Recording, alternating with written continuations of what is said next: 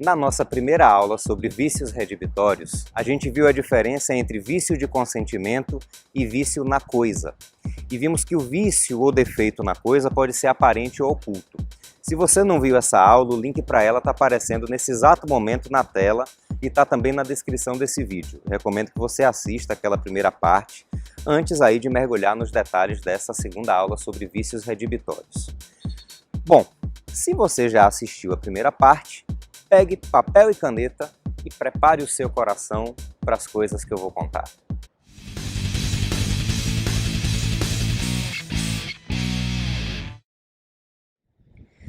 Meu amigo e minha amiga, o Código Civil trata dos vícios redibitórios entre os artigos 441 e 446. Só para deixar bem claro para vocês, o Código de Defesa do Consumidor também trata de vícios redibitórios com algumas diferenças aí em relação ao Código Civil. Mas aqui a gente só vai falar do regramento pelo Código Civil. As especificidades do Código de Defesa do Consumidor vão ser objeto de outro vídeo. Combinado? Bom, feita essa ressalva, vamos ver o que nos diz o artigo 441 do Código Civil. A coisa recebida em virtude de contrato comutativo pode ser enjeitada por vícios ou defeitos ocultos que a tornem imprópria ao uso a que é destinada ou lhe diminuam o valor. Parágrafo único. É aplicável à disposição deste artigo as doações onerosas. Você percebeu que o artigo 441 que a gente acabou de ler nos revela os elementos ou requisitos para que fique caracterizado o vício redibitório? Vamos dissecar esse dispositivo que vai ficar mais fácil perceber esses elementos. Bom, em primeiro lugar, eu só posso falar de vício redibitório se o contrato for comutativo, ou seja, se o contrato for oneroso e as prestações de ambas as partes forem certas e determinadas. Em outras palavras, em contratos gratuitos ou em contratos onerosos aleatórios, não existe a garantia legal contra vício redibitório. A gente só precisa fazer uma ressalva em relação ao contrato aleatório. Você se lembra que o contrato aleatório é aquele contrato em que uma das partes assume o risco de não existir a prestação da outra parte, ou existir em quantidade menor do que a esperada. Bom, nesses contratos, como eu disse agora há pouco, não existe a garantia legal contra vícios redibitórios nos elementos aleatórios do contrato, mas admite-se a alegação de vício redibitório em relação aos seus elementos comutativos, ou seja, a parte do contrato que foi pré-determinada. Vamos ver um exemplo para ilustrar essa ressalva. Imagine que Rousseau tenha uma cadela e que essa cadela esteja prenha. Hume faz com ele o seguinte acordo: vai pagar a Rousseau R$ 800 pelos filhotes que nascerem, independentemente da quantidade. Veja que Hume está assumindo o risco de nascerem 5, 3, 1 ou nenhum filhote, se todos nascerem mortos, por exemplo, e ainda assim ter que pagar os R$ 800 a Rousseau. Esse é um contrato aleatório em que Hume assume os riscos pela quantidade de filhotes. Mas e se nascer apenas um filhote e ele tiver, sei lá, vários defeitos genéticos, como uma doença que impeça o desenvolvimento do bichinho e isso comprometa seu valor, por exemplo? Aqui poderia ser aplicada a proteção contra vício redibitório, pois a alea do contrato dizia respeito apenas à quantidade de filhotes e não à sua integridade.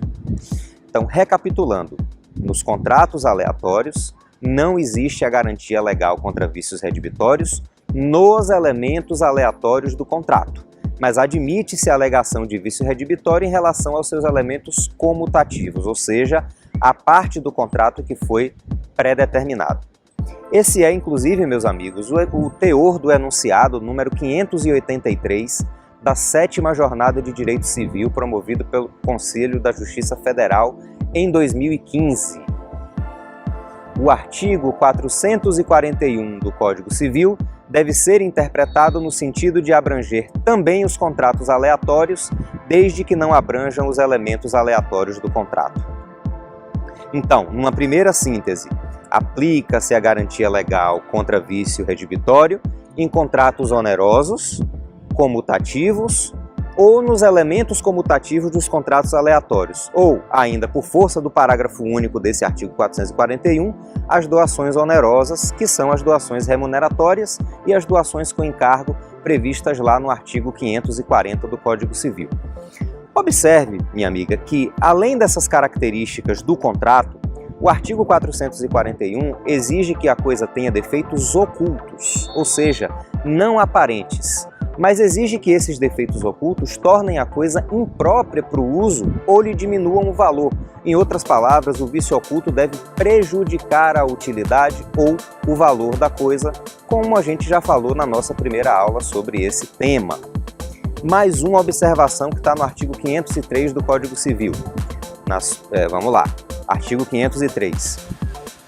Nas coisas vendidas conjuntamente, o defeito oculto de uma não autoriza a rejeição de todas.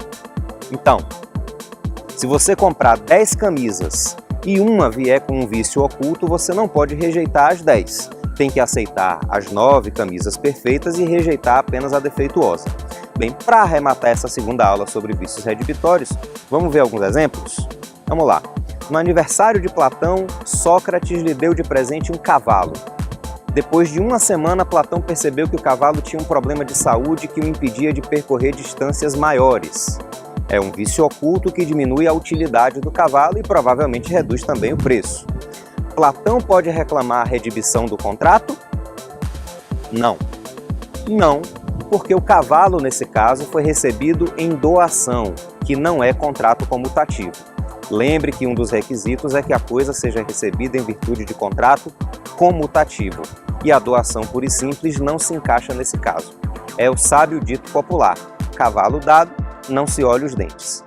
Outro exemplo: Sócrates vendeu o cavalo para Platão, e depois Platão descobre que o cavalo tem uma doença degenerativa e que não vai viver mais 6 meses. Bom, aqui Platão pode reclamar a redibição do contrato, porque foi uma compra e venda, ou seja, um contrato comutativo, e a doença degenerativa é um vício oculto que compromete a utilidade do cavalo, nesse nosso exemplo aqui da compra e venda.